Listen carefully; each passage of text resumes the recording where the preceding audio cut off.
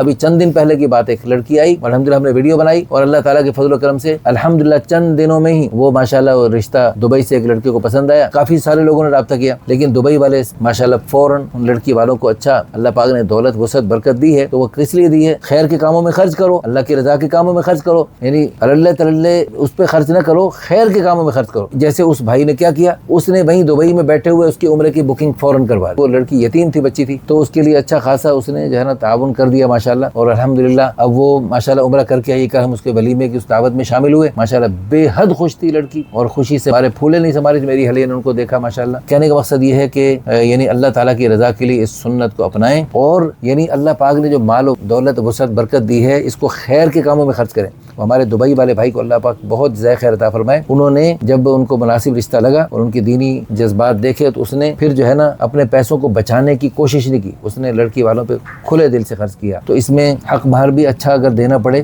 اچھے رشتے کے حصول کے لیے تو الحمدللہ. تو دوسری شادی کے لیے جو ہے نا لوگ آمادہ ہوتے ہیں، تھوڑا سا وسعت برکت دیکھ کے آمادہ ہوتے ہیں، ویسے نہیں ہوتے. تو اس لیے وسعت برکت دکھائیں. حدیث میں آتا ہے جو اللہ پاک نے نعمتیں دی ہیں اللہ پاک یہ چاہتے ہیں اس نعمت کا اثر ظاہر ہو، تو اس لیے اس اثر کو ظاہر کیا جائے.